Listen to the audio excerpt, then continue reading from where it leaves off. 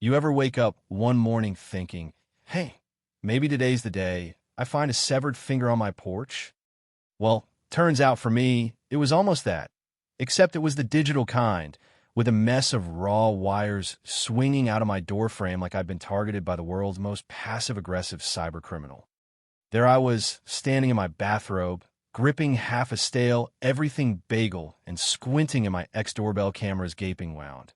When it hit me, my neighbor, Mrs. Gable, a woman whose soul I'm convinced is 70% HOA bylaws and 30% expired potpourri, was deadheading her petunias, snipping away with the focus of a serial killer and the heart of a tax auditor. She didn't even look up. She didn't have to. She knew exactly what I was seeing because she'd orchestrated it. That was the second time my camera disappeared. First time, I called the cops, filed a report, got the we'll look into it routine, and nothing happened.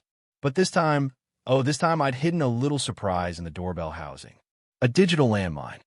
So before you judge me for booby-trapping my own front door like a lunatic, let's rewind a little back to the day I signed the deed at 42 Elm Street, a decision that ranks somewhere between buying gas station sushi and trusting a fart after a kale smoothie. I wanted a project. That American dream, you know? Fix up a busted old house, build a mahogany deck, stand there with a beer, king of my domain. The realtor, Linda, peppermint schnapps on her breath, desperation in her handshake, promised me it was a quiet, established neighborhood. Translation: I was moving into a demilitarized zone ruled by a geriatric warlord with a clipboard. Move-in day was an absolute sweatbox. Humidity so thick, my shirt stuck to my back like a used napkin. I'm shoving this enormous leather couch through the front door when suddenly, you know that feeling? That primal, animal sense that something's watching you, sizing you up? Birds go quiet, wind dies, air gets heavy. I glance over my shoulder, the couch digging into my hip, and boom, there she is. Mrs. Gable, 5 feet of iron-willed menace in a helmet of gray hairspray. She's in this floral blouse that says, I might bake cookies, but those eyes, they're scanning for violations, not friends. I wheeze out excuse me, trying not to drop the couch on my foot. She just points, long, manicured nail, dead aim at a paint scuff on the door jamb. White semi-gloss, she says. Looks tacky. Not even a welcome to the neighborhood. No casserole. No handshake. Just an instant audit of my worth as a human being based on my grass stains and sweat levels. I'm Jack, I say, hoping for a spark of humanity. I know, she fires back. Clipboard appears like a magician's prop. I'm Mrs. Gable, president of the architectural committee. Pen click, sharp as a gunshot. Your trash cans were out until 8 a.m. pickups at 6:30. That's a violation. Your truck's idling. Limit's 3 minutes. And is that crabgrass? Lady, I haven't even unpacked a spoon, but she's already reading me the riot act. Standards, she says, locking eyes with me, icy and flat. We have standards here. Don't let the property value slide just because you're young. Then she's gone, marching back to her house, spine straight as a flagpole, leaving me with a couch and the sinking feeling I'd just moved in next to the warden of suburban Alcatraz. The first week wasn't all-out war. Not yet. It was a slow burn, a war of notes. Notes on my door about grass height, about curtain lining, about my friend's car being 3 inches from the curb. I tried to ignore it. Really, I did. Bigger fish to fry. I had to get the kitchen, rewire the house, fix a bathroom that hadn't seen an upgrade since Carter was president. And that's how I met Sully. If Mrs. Gable was a bonsai tree, pruned to spite, Sully was a storm-battered oak. 6'4", shaped like a fridge, spoke mostly in grunts. His F-250 rattled the whole block, left oil marks like it was marking territory. Nice place, Sully grunted. I'm my peeling wallpaper, if you like living in a dump. It has potential, I said, handing him coffee. Yeah, well, hope you got deep pockets. Wiring's a fire hazard. Plumbing looks like it was installed by a drunk octopus. We head outside for his tools, and of course, Sully's truck is parked with its tailgate hanging over the sidewalk. Maybe 6 inches tops. I spot those twitching curtains next door. Oh no, I mutter. What?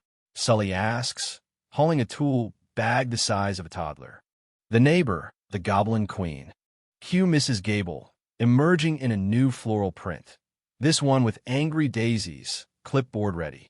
"Excuse me," she shrieks, storming over.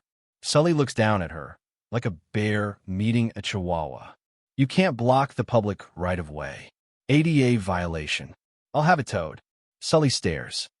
"There's room for a parade, but whatever." "Lady, I'm unloading. 5 minutes." "Don't tell me to relax," she screeches, snapping photos of the truck, the tire, Sully's face. "Evidence," she barks. "Sully, quit with the photos. Documenting this aggression." I step in. "Mrs. Gable, please, he'll move it." Just getting his tools. She pivots her camera on me. "Accomplice. Unauthorized commercial activity in a residential zone. Adding this to the file." Sully spits on the ground. "You bought a house next to that?" I rub my temples. "Didn't know." "You're gonna need a bigger fence," Sully says. "And maybe a priest." That was it. That's when I decided I needed proof. If she was building a file on me, I was gonna build a digital archive on her. Off to the hardware store for the fanciest doorbell camera money could buy. HD video, motion detection, night vision, the works.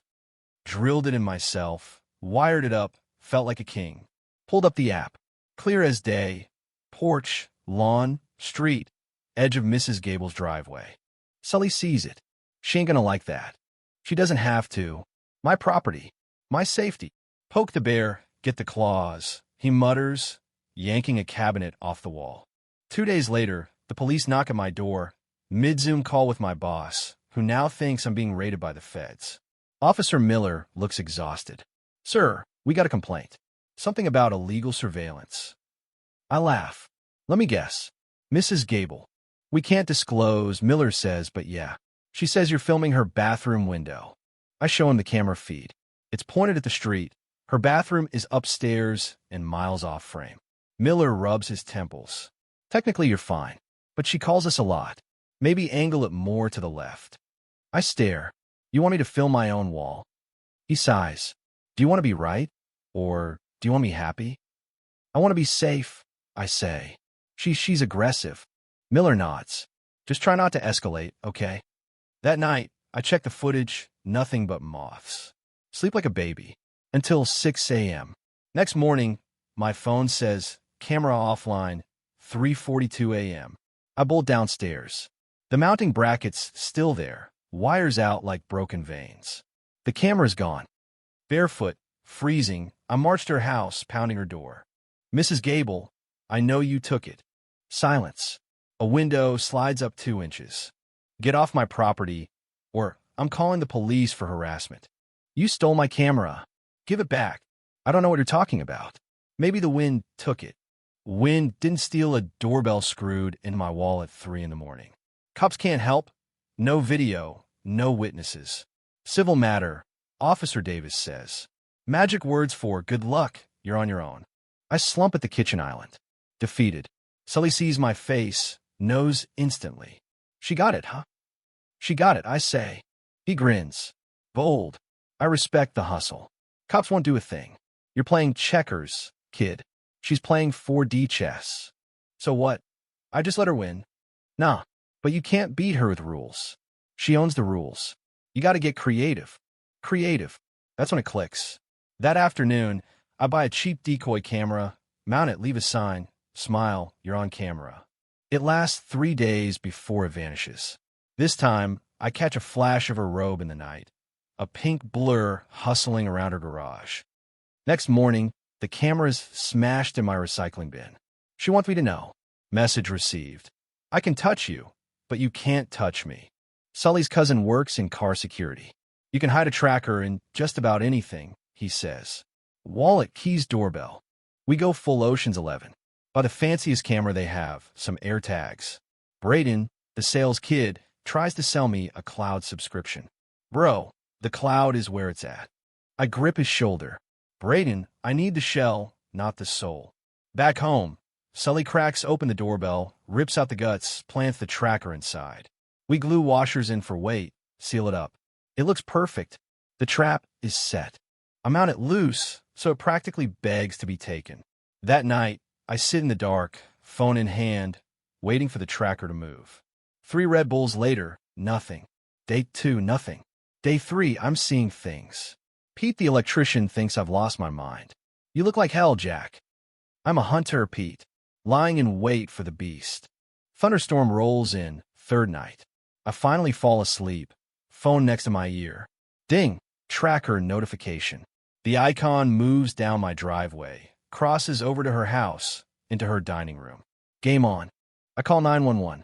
Not an emergency, but I have felony theft in progress. Real-time GPS confirmation. Dispatcher pauses, then, okay, officers in the area. Don't approach. Officer Miller again. Looks at the phone, sees the tracker inside Mrs. Gable's house. Well, I'll be damned. He knocks on her door. She answers, pink bathrobe, suddenly not so tall. Tries to play dumb. I found it on my lawn, was going to return it. It's an outdoor camera, ma'am. It's supposed to get wet. She sighs, lets them in. They come out with my camera in an evidence bag. You're going to be cited for theft, ma'am, Miller says. She screeches about harassment, tries to spin it, but she's signing her name with a clipboard, no less. The woman who lived by the clipboard dies by the clipboard. Miller hands me the camera. Next time, bolt it down with cement. Sun rises the next day, the world scrubbed clean. Sully laughs, so hard he nearly chokes on his donut when he hears the story. We bolt the next camera to the house with a steel cage.